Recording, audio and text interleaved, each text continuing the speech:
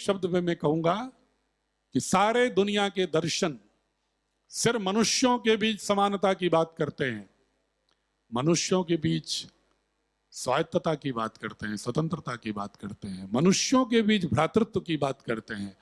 अकेला हमारा भारतीय सनातन दर्शन है जो ये कहता है कि प्रत्येक मनुष्य का कोई अपना स्वतंत्र एकाकी अस्तित्व नहीं है, बल्कि वो पूरे ब्रह्मांडीय घटकों के साथ निर्भरता के साथ पारस्परिकता के साथ उसका अस्तित्व है।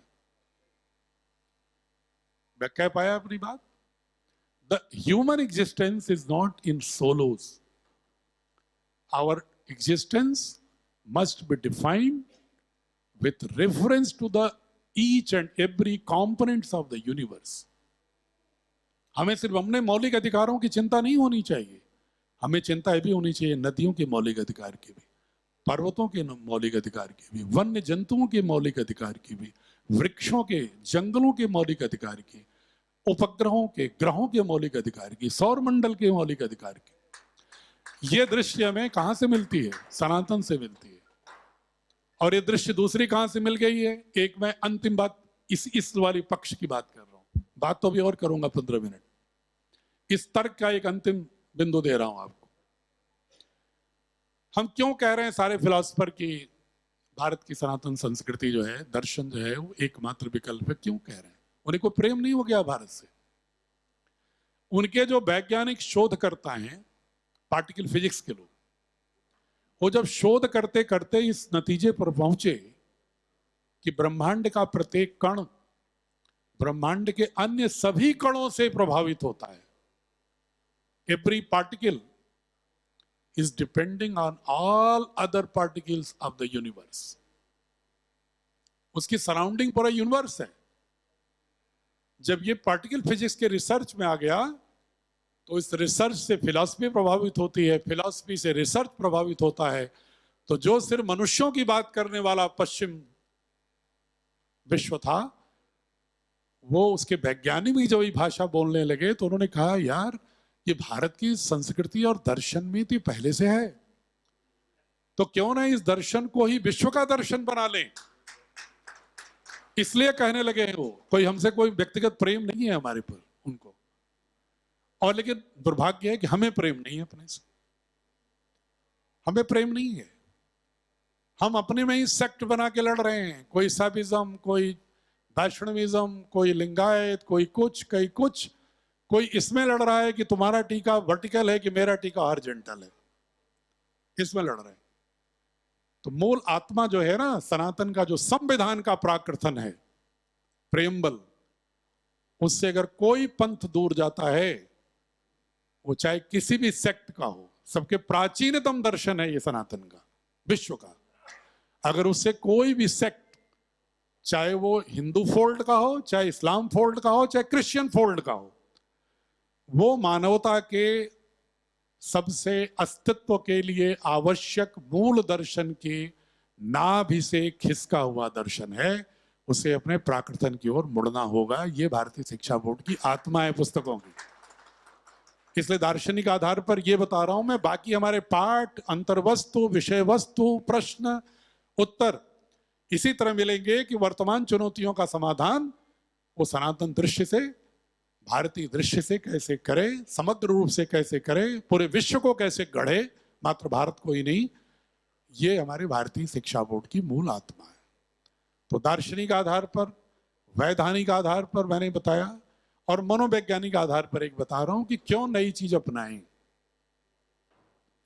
ये बताओ, जो मतलब मेरे पीरियड के कौन कौन लोग होंगे? 60, 65, 66 वाले 2-4 लोग तो होंगे। आपके जमाने में क्रिकेट को सबसे बड़ा प्लेयर सुनील गावस्कर है ना? सुनील गावस्कर थे हमारे जमाने में। हम लोग तो कमेंट्री सुनते थे भाई। नहीं, उसके बाद थोड़े दिन बाद कपिल देव आए। जब मैं बीएससी करने लगा तब कपिल देव का पदार्पण हुआ। अरे मैं वो सीनियर आदमी हूँ यार, कोई पदार्पण कपिल देव का होता है जब मैं ग्रेजुएशन पोस्ट ग्रेजुएशन में चला गया था। ठीक, पोस्ट ग्रेजुएशन में था। शुरू में सुनील गावस्कर थे। जब हाई स्कूल इंटर पढ़ते तो हम लोग भी कमेंट्री सुनते थे भाई। भारत पाकिस्तान होता तो जरूर सुनते थे। सुनील गावस्कर के फैन थे, लगता था इससे बढ़िया कोई होगा ही नहीं। थोड़े दिन के बाद कौन आ गया? सचिन तेंदुलकर। तो सब भूल गए सुनील गावस्कर, सुनील गावस्कर कमेंट्री करने लगे, बस सचिन तेंदुलकर छा गए। सचिन तेंदुलकर बात लगता था बस ये रिकॉर्ड बना दिया, कोई तोड़ नहीं पाएगा। फिर अचानक कूद गया विराट कोहली आ गया, उसने उनका रिकॉर्ड तोड़ दिया। पहले कपिल देव लगते थे ऑलराउंडर, फिर धोनी आ गया ऑलराउंडर। तो क्या नए परिवर्तन क्या पुरातन से खराब होते हैं क्या? ये धारणा क्यों हमारे मन में बैठी हुई है? कोई बदलाव अगर विचारपूर्ण होता है, क्षमतापूर्ण होता है, तो उसका तो अभिनंदन करना चाहिए, न कि पुरातन पे लेके बैठे रहो। आर्टिफिशियल इंटेलिजेंस क्यों अपना रहे हो? पड़े रहते हैं कंप्यूटर पर। जब हम लोग सर्विस ज्वाइन किए थे तो हमारे पास था ना वो प्रिंटिंग करने वाला वो मशीन थी पुरानी वाली, टाइपराइटर। हमारा जो पहली बार कंप्यूटर जब इंट्रोड्यूस हुआ सेवा में हमारे आने के 10 साल बाद, तो हमारे कोई स्टाफ जानता ही नहीं था कंप्यूटर। हम भी फिजिक्स के आदमी, हम भी कंप्यूटर नहीं जानते थे। सीखा, फिर सिखाया गया, धीरे धीरे उसका आंदोलन चला। अब तो कंप्यूटर बहुत ऐसी बात है कि बच्चा पेट के गर्भ से ही कंप्यूटर सीख के आ रहा है। कैसे सीख रहा है? वो अभिमन्यु की कथा सिद्ध हो रही है कि माता जी जानती हैं, तो माता जी कर रही थी, उसमें माता जी मोबाइल से बात कर रही थी, माता जी वो, तो बच्चा वो अपना सब ऑब्जर्व करता है, क्योंकि ये रिसर्च आ गई है, मजाक नहीं कर रहा हूं मैं। ये बायोफिजिक्स की रिसर्च है कि बच्चा 3 महीने बाद ही अगले 6 महीने तक गर्भ में अपनी सराउंडिंग और माता का की शरीर और माता की भावनाएं उसकी सबसे पहली सराउंडिंग है, उससे वो सब कुछ ग्रहण करके उसका जीन्स का सबकॉन्शियस निर्माण शुरू हो जाता है 3 महीने के बाद ही गर्भ में। इसलिए मोबाइल नहीं छोड़ रहे हो। अगर 9 महीने अगर माता जी दूर रहे ना, देख रहा हूं बच्चा नहीं सीखेगा, मोबाइल के लिए रोएगा नहीं खाने के लिए। लेकिन माता जी तो बात कर रही हैं 1-1 घंटे मोबाइल पर, फोन पर, और बच्चा जब पैदा हो रहा उससे करें हट, मोबाइल नहीं यूज करते। दूसरे तुम खुद ही यूज कर रहे हो, उससे कहो कि बड़े होने पर यूज करते हैं। कितना समझाओ भी वो मानता नहीं, क्योंकि आपने आदत उसके अवचेतन में डाल दी। आपने अगर पति पत्नी झगड़ा करते रहे हैं घर में, स्कूल में कुछ भी उपदेश दे दो, 9 महीने वो झगड़ा सीख के आ रहा है बच्चा, वो सीख के आ रहा है। और इसीलिए हमारे ग्रंथों में जिसका मजाक उड़ा देते हैं लोग, पाश्चात्य के लोग, ये तो गडरियों के गीत हैं, ये तो अंधविश्वासियों के हैं, जैसा मैकाले कहता था पार्लियामेंट में कि songs of shepherds, it doesn't contain any scientific temper and knowledge, it doesn't have any kind of knowledge of mathematics, astronomy, doesn't have knowledge of science, doesn't have knowledge of alchemy। इस तरह की बात किया उसने parliament में। It only contains the lyrics by the shepherds, ये गणरियों के गीत हैं। क्योंकि उसने पढ़ा नहीं, उसको पढ़ाया नहीं गया, और हमें भी नहीं पढ़ाया गया, इसलिए हमारी पीढ़ी भी ऐसे गायब है। हम भी नहीं पढ़े थे।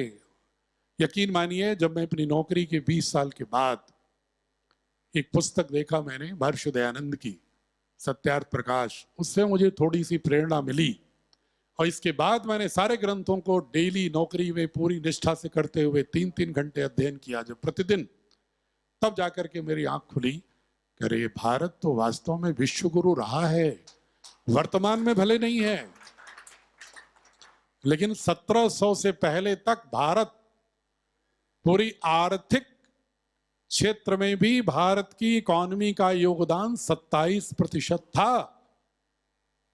अब ChatGPT पर, AI पर क्वेश्चन डाल के देख लेना, ये मैं नहीं कह रहा हूं, ये आंकड़े सब भरे पड़े हैं यूरोप वालों के डेटा, उसकी डेटा पे एनालिसिस करके आपको देगा कि 27% भारत का योगदान विश्व की अर्थव्यवस्था में था, और 11वीं शताब्दी तक 50% था, और 2500 साल पहले 75% था। हम लोग जो डॉलर है ना आज, डोमिनेंस डॉलर का जो है, भारत में हम कपास, कपड़े, मसाले और स्टील, जिसको दमस्कस स्टील बाद में कहते हैं सीरिया वाली, वो स्टील एक्चुअली भारत की थी, बैंगलोर की, कर्नाटका की, और वो लोग भी स्वीकार कर लिए हैं। अब ऐसा नहीं कि मैं बोल रहा हूं, सिर्फ उनके लेखों में अब है, यूरोपियंस के लेखों में भी है।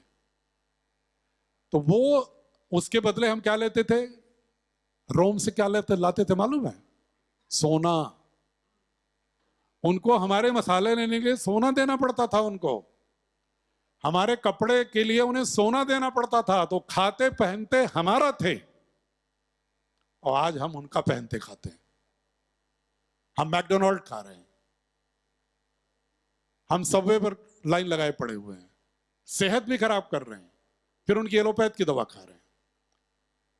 तो हमारी पूरी जीवनचर्या में कहीं भी भारत नहीं है। हमारी पूरी जीवनचर्या में पूर्णतः हम गुलाम हैं, हमारी जीव गुलाम है। हम बात करेंगे स्वतंत्रता की, बेटा बाप से कहेगा स्वतंत्रता, स्कूल के बच्चे कहेंगे टीचर से स्वतंत्रता, टीचर कहेगा अपने प्रिंसिपल से स्वतंत्रता, प्रिंसिपल कहेगा अपने डायरेक्टर से स्वतंत्रता, डायरेक्टर कहेगा अपने ओनर से स्वतंत्रता। सारी स्वतंत्रताएं हो रही हैं, हर जनता कहेगी मेरी स्वतंत्रता, मेरी स्वतंत्रता। मैं उनसे पूछता हूं, तेरी जीभ पर है क्या तेरा नियंत्रण?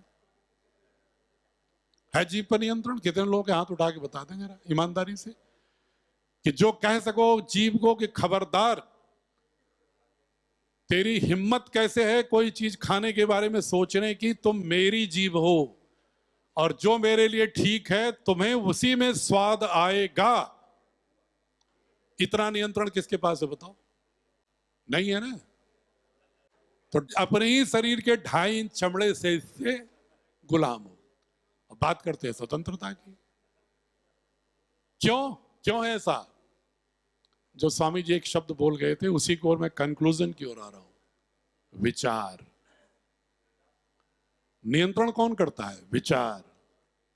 अगर आपका विचार समग्र रूप से सचेतन है, जो आपके अपने अस्तित्व को पंचकोशों की दृष्टि से समर्थ बनाने के लिए चैतन्य है, जो अपने अस्तित्व को 5 कोशों में देखता है, अन्नमय कोश, प्राणमय कोश, मनोमय कोश, विज्ञानमय कोश और आनंदमय कोश के रूप में देखता है, और फिर 5 कोशों की शुद्धि के लिए शरीर, प्राण तत्व, मन, भावनाएं, बुद्धि, चारों के बीच में योग करने की प्रवृत्ति रखता है, संयोजन की प्रवृत्ति रखता है, और उसके अनुरूप आनंदमय कोश में प्रवेश करने का विचार रखता है। उसका अपनी इंद्रियों पर, अपने अंग पर, अपने ऑर्गन्स पर पूर्ण नियंत्रण स्वतः स्वाभाविक रूप से, स्फूर्त रूप से हो जाता है। लेकिन अगर हमारा विचार ही खंड खंड है, हमें मालूम ही नहीं कि हमारा विचार क्या है, हमारा मालूम ही नहीं कि हमारी शरीर क्या है, खाए चले जा रहे हैं। क्यों खा रहे हैं नहीं मालूम। अरे भाई, ये थाली जो हमारे अब आप खा रहे हो, दाल बाटी चूरमा, ये बहुत शोध के बाद आया होगा, ऐसे अचानक नहीं आ गया होगा। करोड़ों वनस्पतियों में से ही ये लौकी, तोरई, भिंडी ही क्यों खाई जाती है? ये क्या ऐसे आ गया टपक के ऊपर से ज्ञान? वर्षों वर्षों साधना हुई होगी, पता नहीं कितने लोग मर गए होंगे हमारे पूर्वज, तब उन्होंने क्लासिफाई किया होगा, रिसर्च किया होगा, ये खाने से हड्डी ठीक होती है, ये खाने से स्वस्थ रहता है। फिर एक बहुत ही एक जिसको कहते हैं कि एक रिसीव्ड विजडम, एक संग्रहित ज्ञान का एक निधि है, लेकिन उससे हम दूर भाग रहे हैं। अरे भाई, जिनको वनस्पतियां ही नहीं मिली रेगिस्तान में, जिनको वनस्पतियां ही नहीं मिली बर्फीली जगहों पर, यूरोप में जहां पर 60% क्षेत्र बर्फ से आच्छादित होता था, जहां मौसम ही नहीं था अच्छी वनस्पतियों का, और प्रकृति ने वरदान दिया भारत को। इसीलिए हम कहते हैं कि भारत को कि देवता भी तरसते थे भारत में, इसलिए कि प्राकृतिक संपदाओं से परिपूर्ण है। तो जहां इतनी औषधियां हैं, जो औषधियों से उपचार हो सकता है, हमारे जीवन शैली से उपचार हो सकता है, जो हमारे ज्ञान परंपरा में चरक, सुश्रुत, वाग्भट्ट दे गए, धर्मंतरी दे गए, उससे हम दूर हट करके हम उनकी साजिश के शिकार हैं। मैकडोनाल्ड में खाओ, पिज्जा बर्गर खाओ, पास्ता खाओ, और फिर इधर डॉक्टर साहब के पास जाओ, एलोपैथ का बोर्ड लगा के बैठे हैं, उनसे मेडिसिन लो, खूब भरपूर मांस खाओ और डाइजीन लेके पचाओ। ये विचार जो है टेम्परेरीनेस का, ये भारतीय दृष्टि नहीं रही है। भारतीय दृष्टि समग्रता की रही। इसलिए हमारी पुस्तकें, मैं बार बार कह रहा हूं, पढ़िएगा। बच्चा हमारी पुस्तक पढ़ने के बाद, मैं किसी खान पान का विरोध नहीं कर रहा हूं उसमें, ये भी देखेंगे विशेषता, हम उसकी चर्चा ही नहीं कर रहे हैं। एक ये कहना है कि ये मांस खाना ठीक नहीं है, ये तो कोई हमारे डिबेट कर सकता है। मैं कह रहा हूं कि ये खाना आपके शरीर के लिए, मन के लिए और पंचकोश के लिए ठीक है। इस पर क्या डिबेट करेगा कोई? इस पर डिबेट करेगा क्या कोई? क्यों नहीं डिबेट कर सकता? क्योंकि अब पाश्चात्य वैज्ञानिक भी शोध करने के बाद वीगन हो रहे हैं, वनस्पति आधारित भोजन कर रहे हैं, एनिमल फैट, इवन दूध भी छोड़ के भाग रहे हैं। वो कहते हैं भाई ये तो मनुष्य की शरीर तो वनस्पतियों के लिए बनी है। वीगन मूवमेंट चल रहा है। आप जाओगे लंदन में, आपको 50% लोग वीगन मिलेंगे। बर्लिन में गया, वहां पर आधे से ज्यादा रेस्टोरेंट वीगन हो गए। फिर शोध हमने पूरा पढ़ा, और शोध से मैं भी विज्ञान से प्रभावित रहता हूं, तो मैं भी वीगन हो गया 1.5 साल से, पूर्ण वनस्पति आधारित हो गया। और जैसे वनस्पति आधारित हुआ हूं, यकीन मानिए, मैं प्रामाणिकता से कह रहा हूं, मेरी खुद की ऊर्जा मुझे 5 गुनी लगती है।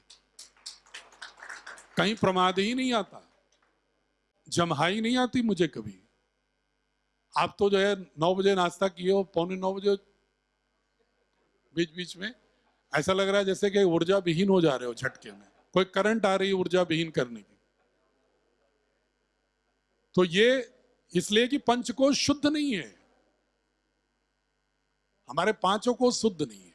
तो विचार ही बनाना, हमारी पुस्तकों में आपको सब मिलेगा। बच्चे को पैदा होने, मतलब सो के उठने से लेके रात्रि तक क्या दिनचर्या होनी चाहिए, प्रवचन के रूप में नहीं, पाठ के रूप में। व्यंजन क्या होना चाहिए, एक भी आपको अंडा भी नहीं दिखेगा हमारी किसी पुस्तक के इलस्ट्रेशन में भी नहीं मिलेगा, ढूंढते रह जाएंगे आप।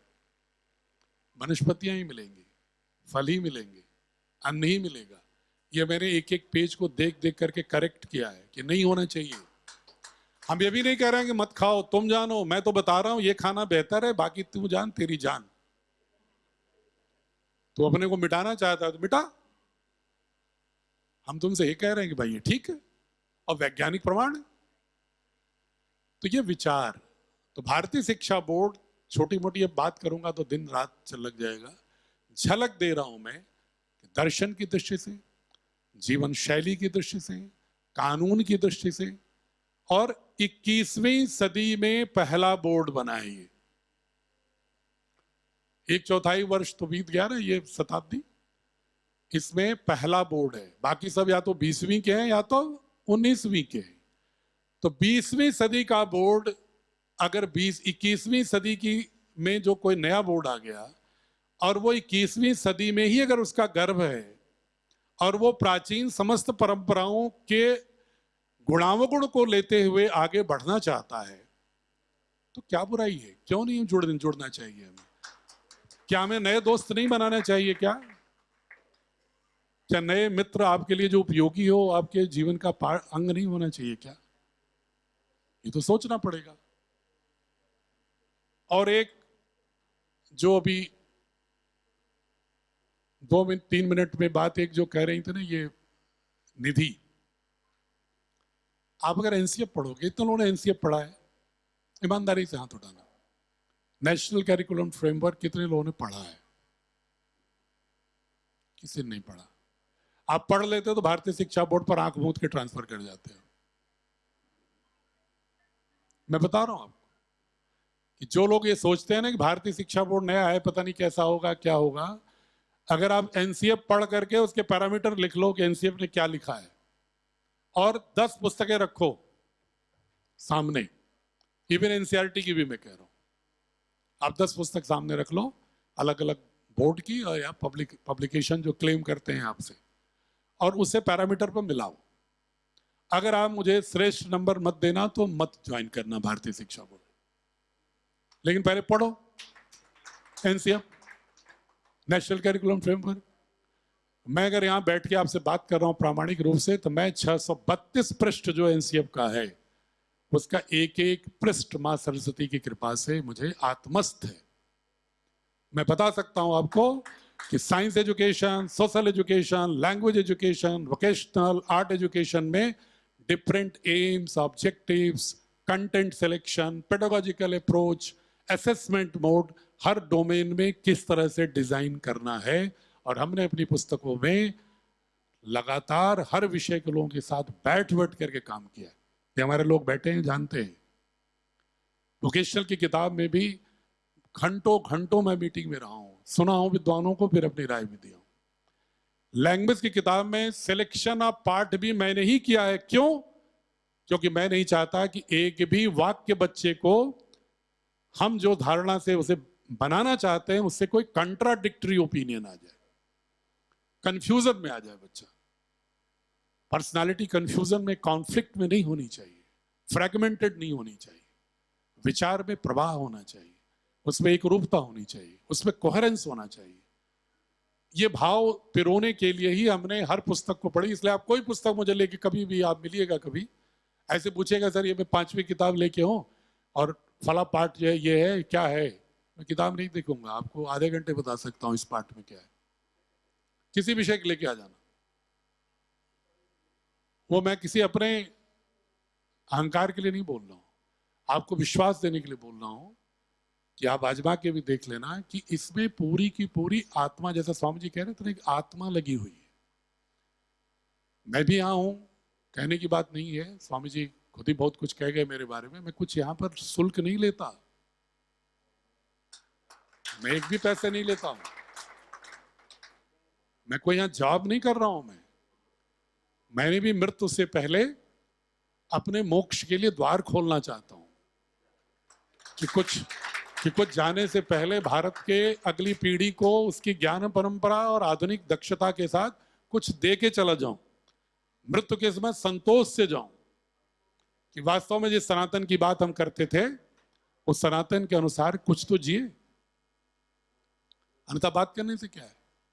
अगर हमारा जीवन फूल नहीं हुआ, हमारा जीवन वृक्ष नहीं हुआ, हमारा जीवन सूरज नहीं हुआ, कि वो निरंतर अपनी ऊष्मा को, अपने प्रकाश को, अपनी छाया को, अपने वृक्ष से अपने फलों को दे रहा है, वो बिना जाति पंथ क्षेत्र का ध्यान दिए हुए, अगर ऐसा जीवन नहीं है तो सनातनी नहीं है। तो जीने के लिए जरूरी है कि अपनी ज्ञान परंपरा को टटोलो, उसकी नाभि को देखो, उसके गर्भ को देखो। और भारत के ज्ञान और पश्चिम के ज्ञान में क्या अंतर है, अंतिम 2 मिनट बात करके आपको प्रणाम करूंगा। देखिए 3 बातें होती हैं, आप एनसीएफ पढ़ोगे, एनसीएफ इसीलिए मैंने पूछा था पढ़ना। नॉलेज, कैपेसिटी और वैल्यूज डिस्पोजिशन। क्या क्या बोला हमने? Knowledge, capacity, values and disposition. वो कहते हैं बच्चे को ज्ञान होना चाहिए, बच्चे को दक्षता होनी चाहिए, और बच्चे को उस ज्ञान और दक्षता का प्रयोग करने के लिए मूल्यबोध, जो संस्कृति की बात कर रहे थे, वो होना चाहिए। और वो उसको सिर्फ मालूम नहीं होना चाहिए, बल्कि वो मूल्यबोध उसका स्वभाव हो जाना चाहिए, डिस्पोजिशन हो जाना चाहिए। जैसे सत्य बोलना चाहिए, ये तो मूल्यबोध का ज्ञान हुआ, लेकिन सत्य आप बोल रहे हैं, आपका स्वभाव।